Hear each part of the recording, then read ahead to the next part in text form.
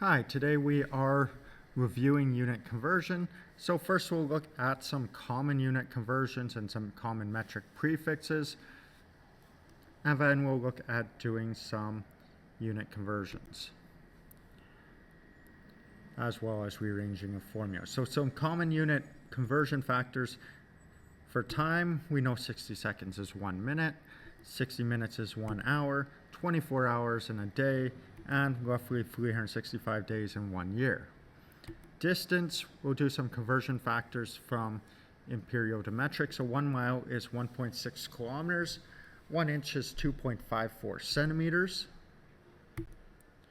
For mass, we'll do a couple imperial to metric conversion factors. So 1 pound is 454 grams, or 0.454 kilograms. 1 kilogram can also be written as equal to 2.2 pounds. Volume-wise, 1 US gallon is 3.785 liters. Now in this course, you'll utilize those ones occasionally. Far more common, you'll be using your metric prefixes. So giga, capital G, stands for 10 to the power of 9, so that's 1 billion of something. Capital M is mega, so that's 10 to the power of 6. So that is 1 million of something. Lowercase k is kilo, that's 10 to the power of 3, so 1,000 of something.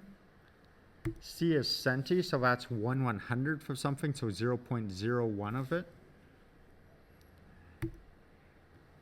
M is milli, which is 10 to the negative 3, so that's 0.001 of something, so 1/1000th of something.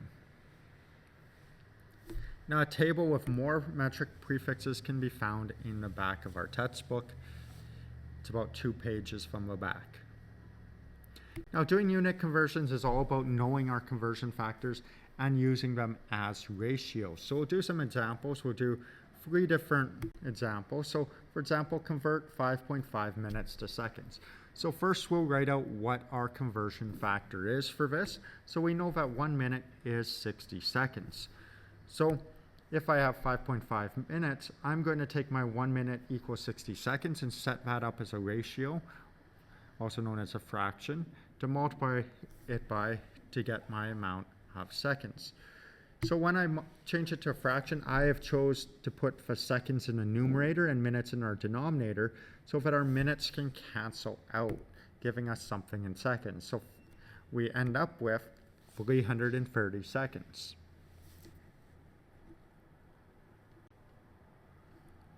Next example, we want to convert 67,000 centimeters to kilometers. So I'm going to utilize 2 conversion factors here.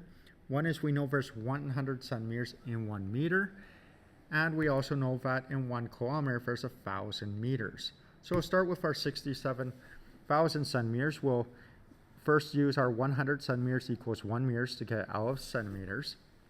Now when we set that ratio, we're going to want centimeters in our denominator so that our centimeters can cancel out. Next, we'll use our 1 kilometer equals 1,000 meters. And setting that up as a ratio, I'll put 1,000 meters in the denominator so it can cancel it with a meter that's already in a numerator.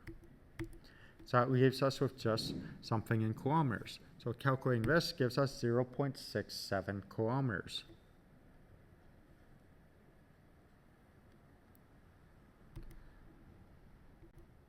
Okay, next example, 85 kilometers an hour to meters per second. So we're going to use a few unit conversions here. So we're going to have our 1 kilometer is 1,000 meters. We also know 1 hour is 60 minutes, and we know 1 minute is 60 seconds. So 85 kilometers per hour can be written as 85 kilometers over 1 hour. I've chosen to do the time conversions first, so I'll first use my 1 hour equals 60 minutes. Now, currently with 85 kilometers over 1 hour, our hours in our denominator, so when I use 1 hour equals 60 minutes, I'll put hour in our numerator so our hours can cancel out. Now we'll use our 1 minute equals 60 seconds, and I'll put minutes in our numerator so our minutes can cancel out.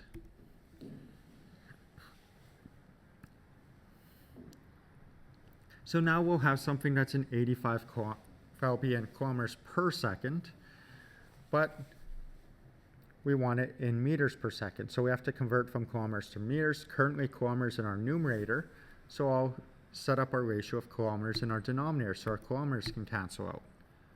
Now I'd multiply across our numerator, multiply across our denominator, and then divide to get 23.6 meters per second. Now, the other part of these notes is a reminder for rearranging formulas. So a few key things. Our goal is to rearrange for a given variable, solving for that variable. To do this, we need to get the variable we're looking for by itself. And when doing that, we want to move parts of the equation to the other side by using opposite operations. So if something's currently adding and we need to move it, we subtract over. If it's currently multiplying, we divide it over. And a reminder that if we do something to one side of our equation, we have to do it to the other side as well. Now, usually when rearranging formulas, I tend to follow reverse BEDMAS, so anything I can add or subtract over gets done first, then multiplication or division. Now, it won't always work out that you can do things in that order, but I find that's usually the most simple order. Now, we want to rearrange. We're given this kinematic formula, which is V equals V naught plus AT, and we want to get V naught on its own. So this one will just be a one-step rearrange. So we want to get V naught on its own. Currently, we're adding AT to it, so we'll do the opposite operation and subtract AT from both sides. So that gives us V minus AT equals V naught.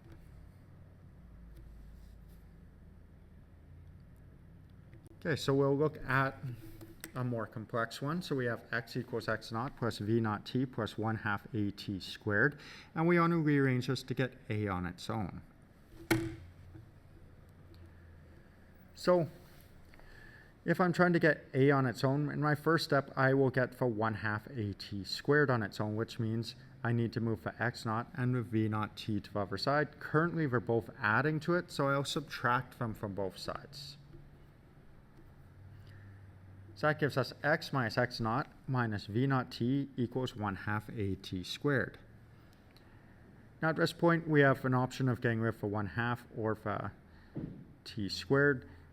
I tend to get rid of any fractions first, so I will focus on getting rid of the 1/2. So if I'm multiplying by 1/2, I look to see what I can multiply by to cancel out that 1/2, and that would be 2, because 2 times 1/2 gives us 1. So I'd multiply both sides of our equation by 2. So when I rewrite the equation, it's going to be 2 bracket x minus x naught minus V naught t bracket equals AT squared. At this point, we just need to move the t squared to the other side. It's currently being multiplied by a, so we'll do the opposite operation and divide it from both sides. And that gives us 2 bracket x minus x naught minus V naught t bracket all divided by t squared equals A.